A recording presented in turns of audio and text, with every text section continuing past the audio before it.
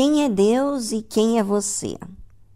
Vamos conferir aqui o que testifica de que Jesus foi enviado por Deus. O que testifica de que você é enviado por Deus, um servo de Deus. Bem, hoje nós vamos dar o exemplo aqui do Senhor Jesus.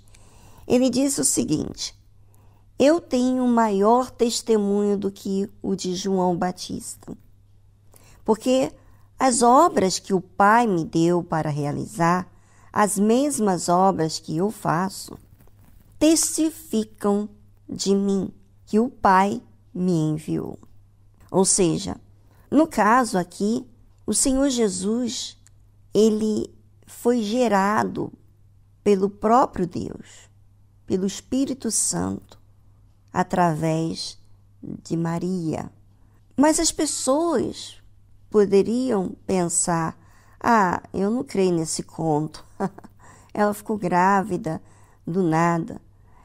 Bem, vamos saber, assim como para que você entenda, o servo enviado por Deus é aquele que faz as mesmas obras que o Pai faz. Bem, o Senhor Jesus, nesse capítulo 5 de João, ele fala sobre... Ele chega a Jerusalém em plena festa e vai ao encontro dos aflitos. E ele foi direto à porta das ovelhas, que era um tanque cheio de pessoas enfermas. E Jesus curou. Mas antes dele curar, presta atenção, ele vê o aflito. Existiam várias pessoas enfermas naquele tanque, mas ele enxerga uma pessoa que leva tempos buscando a cura. Já havia 38 anos buscando ser curado. E Jesus usa a autoridade. E isso era justamente no dia de sábado.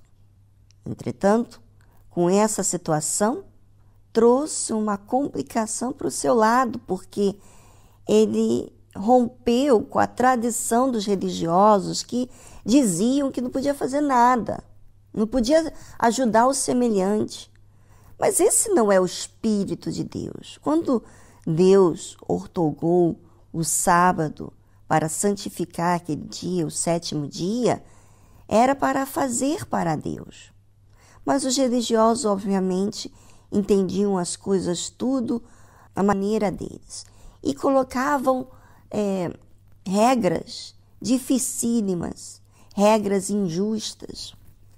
Sabe, você está conhecendo aí os exemplos que eu estou dando do Senhor Jesus, que em plena festa, em época festiva, você sabe que dias de festivos, as pessoas, feriados, as pessoas buscam fazer algo para si, não é mesmo? Viajar, fazer uma festa, o que seja. Mas Jesus, ele não era assim. Jesus não era e não é assim.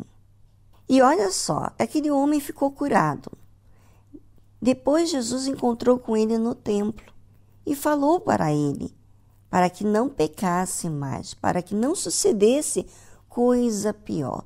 Jesus se importou com a alma daquele homem. Jesus falou da salvação para ele. Mesmo que esse homem depois veio anunciar aos judeus que quem havia curado ele era Jesus. E Jesus passou a ser perseguido por fazer a vontade do Pai, por se importar pelo aflito, por ter misericórdia, ser benigno. Ele foi perseguido. E sabe, Jesus, ele trabalhava. Jesus, ele disse o seguinte quando ele passou a ser perseguido. Jesus respondeu aos judeus: meu Pai trabalha até agora e eu também trabalho. As pessoas pensam que Deus não trabalha. Não, Deus trabalha. E sabe o que aconteceu? Isso enfureceu ainda mais aos judeus, porque Jesus dizia que era o seu próprio Pai, Deus, fazendo-se igual a Deus. E isso trouxe um ódio. Sabe, veja o nível do Senhor Jesus em falar a verdade. Independentemente se as pessoas se agradassem dele ou não, se os religiosos apoiassem ou não. E Jesus continua falando com os judeus, olha só. Na verdade, vos digo que o Filho por si mesmo não pode fazer coisa alguma, se não vir fazer o Pai. Porque tudo quanto ele faz, o Filho faz igualmente. Veja, as pessoas, elas não buscam, muitas pessoas que até dizem servir a Deus, elas não buscam reparar quem é Deus. Elas reparam as outras pessoas, as pessoas que têm fama, as pessoas que têm reputação, as pessoas que são altas na sociedade, que têm opinião, que têm, vamos dizer, valor diante da maioria das pessoas. Jesus se espelhava no próprio Pai. E por isso que ele fazia tudo quanto o Pai fazia. Ele não fazia as coisas pela cabeça dele. Ele fazia o que o Pai fazia.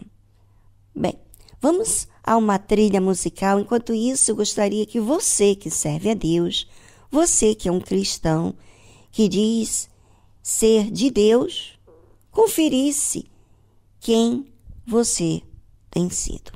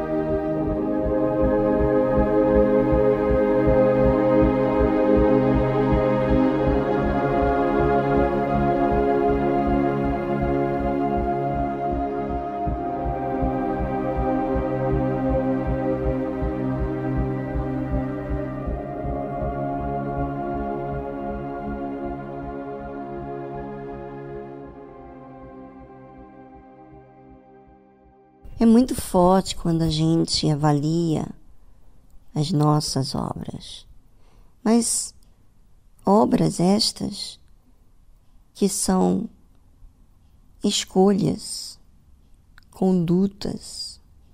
Você vê aqui que o Senhor Jesus estava completamente vazio de si mesmo. Ele não fazia nada por si mesmo, senão fazer algo que ele via no Pai. E a Bíblia fala muito sobre esses detalhes. E são detalhes riquíssimos e que nós devemos observar em nossa própria vida. Está escrito assim, Jesus que fala isso. Porque o Pai ama o Filho. Deus amava ele e ama. E mostra-lhe tudo o que faz. E ele lhe mostrará maiores obras do que estas, para que vos maravilheis. O Senhor Jesus, ele não só ajudava, olhava para o aflito e cumpria a sua missão de salvar as pessoas, como também ele tinha um elo, um relacionamento com o Pai. Para que o Pai mostrasse tudo o que ele faz, então o Senhor Jesus ouvia. E a ele continua falando também. Pois assim como o Pai ressuscita os mortos e os vivifica, assim também o Filho vivifica aqueles que quer. O Senhor Jesus, Ele dá vida àqueles que quer. Obviamente que a pessoa tem que ter esse querer. Agora, eu pergunto, você que diz que serve a Deus, será que você tem dado vida aos mortos?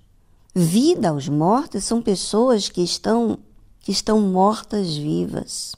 Elas estão frias com Deus, mornas, elas estão indiferentes, levando as coisas de Deus de qualquer maneira, de qualquer forma, fazendo as coisas de forma como um hábito, como algo que tem que fazer, e não algo que ela precisa manifestar a fé. Ou seja, muitas pessoas, as obras, testificam que ela não é enviada por Deus. Ela não é enviada por Deus porque ela faz as coisas para si mesma. É o que a Bíblia está dizendo aqui. Pense sobre isso, ouvinte, e toma medidas. Não é para você ficar só pensando tá bem.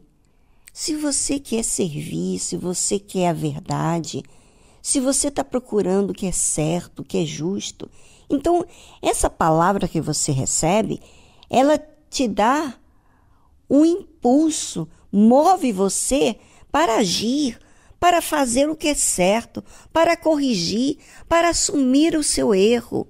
Não fica assim, esperando que Deus faça alguma coisa. Não, você mesmo que tem que ir até Deus, reconhecer os seus erros, para que então você possa ser realmente um servo de verdade.